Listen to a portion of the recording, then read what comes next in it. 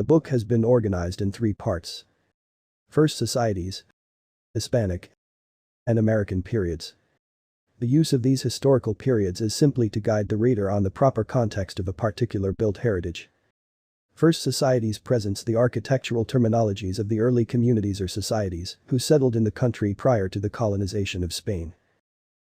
Hispanic period showcases the rich vocabulary of the architectural legacies of the Spanish Empire during their more than 300 years of stay in the country.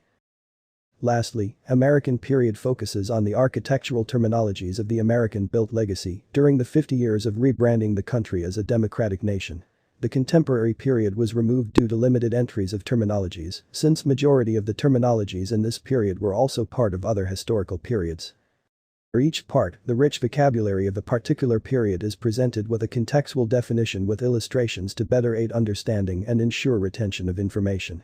It is also not the intention of the author to invent or fabricate an equivalent terminology in Tagalog or Filipino as counterpart to the English architectural terminologies which were not used during the historical periods.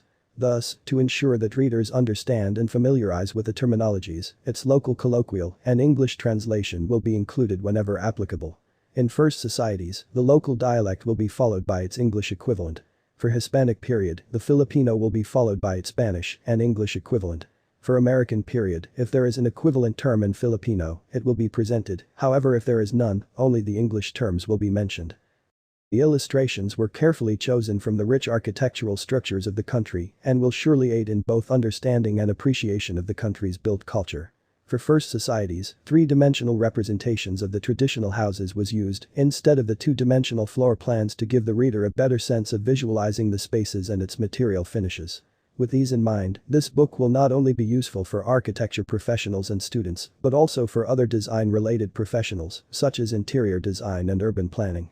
This will also be very helpful for courses in history, tourism, and cultural heritage, aside from those involved in restoration and preservation of the historic buildings of our country.